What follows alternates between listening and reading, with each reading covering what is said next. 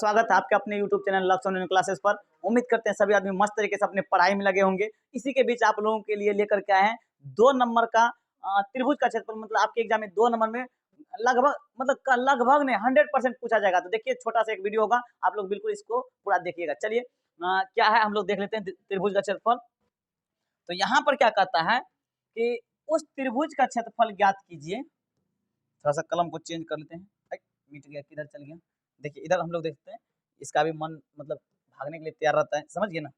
चलिए यहाँ कहता उस त्रिभुज का क्षेत्रफल ज्ञात कीजिए जिसके शीर्ष ये एक दिया हुआ ये और इधर और ये सब दिया हुआ है, समझ गए ना। आपको करना क्या है, बिल्कुल बेसिक से बनाना, कोई घबराने की बात नहीं। अब देखिए करना क्या है, आप लोग हल्ला नहीं कीजिएगा कोई आदमी।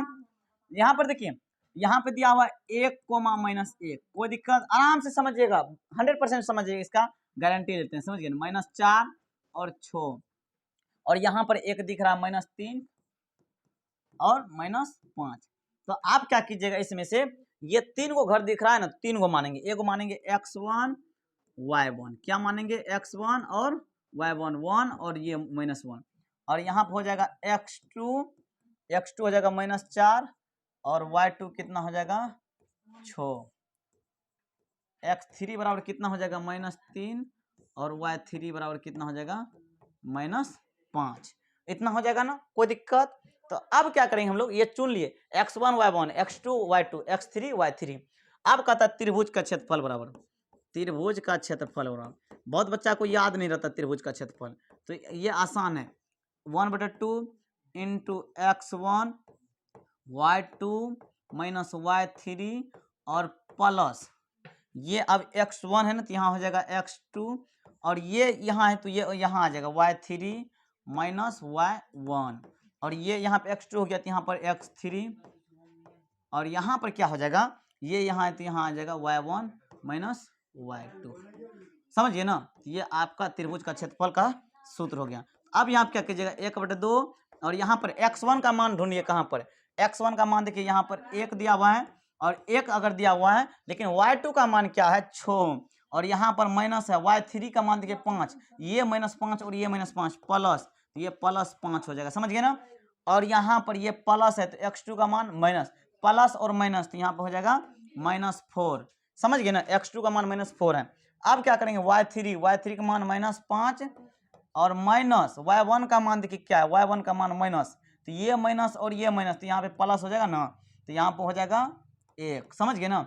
अब क्या x3, तो x3 का मान देखिए यहाँ पे प्लस और यहाँ माइनस, तो यहाँ पे हो जाएगा माइनस। अब y1 का मान कितना होगा -1 और माइनस y2 का मान कितना है 6, समझ गए ना। ये आपका हो गया।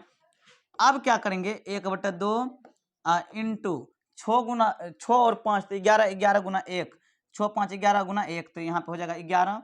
यहाँ पे देखिए -5 और 1 तो -4 गुना 4, यहाँ पे -4 गुना -4 तो +16 और उसके बाद यहाँ पे हो जाएगा -1 गुना -6 तो -7 और -7 गुना -3 तो +21। आपका इतना हो गया।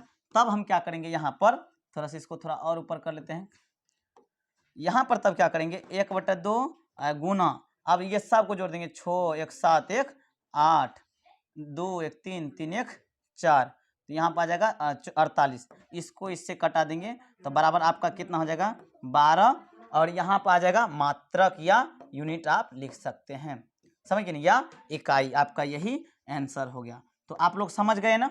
अगर नहीं समझे हैं तो आप इसका मतलब समझने का इसमें क्या है, इसका फॉर्मूला याद रखना चाहिए। अगर फॉर्मूला याद नहीं है तो देख लीजिए, हम इसका फॉर्मूला आपको याद कराते हैं। सबसे क्या करना है, त्रिभुज का क्षेत्रफल, इसका फॉर्मूला आपको फटाक याद हो जाएगा। तो 1/2 लिखना है, तो यहाँ पे लिखना है x1 और यहाँ पे लिखना है y2 माइनस y3। तो यहाँ पे सबसे पहले x1 y2 माइनस y3 लिखें और प्लस, अब जब x1 है तो यहाँ पे x2 आएगा और यहाँ पे x2 है तो यहाँ पर क्या हो जाएगा x3। और तो यहाँ पे क्या करेंगे, ये शुरू वाला याद रहना चाहिए 1 2 3 x1 y2 y3, तो ये अब यहाँ पर चल जाएगा, कहाँ चल जाएगा, ये y3 यहाँ आ जाएगा, लास्ट वाला शुरू में आ जाता है। अब देखिए 2 और 3 यहाँ हो गया तो 1 बचा, तो घर में y1 दे देंगे। अब ये यहाँ चल जाएगा y1 वहाँ चल जाएगा, तो 3 और 1 हो गया, तो यहाँ पे क्या हो जाएगा y2 हो जाएगा। तो आप ऐसे इसको याद रख लीजिएगा, कोई दिक्कत नहीं, यहाँ पर 1/2 दीजिएगा ऐसे करके, समझ। तो ये आपको याद हो जाएगा, टेंशन नहीं, ऐसे याद कर लीजिएगा और आप इसको बना लीजिएगा। चलिए हम लोग, अब आप क्या कीजिएगा, इस सवाल को बनाइएगा, इसको बनाइएगा, इसको बनाइएगा और इसको बनाइएगा और कमेंट में आंसर इसका दीजिएगा। चलिए बहुत बहुत धन्यवाद सभी को।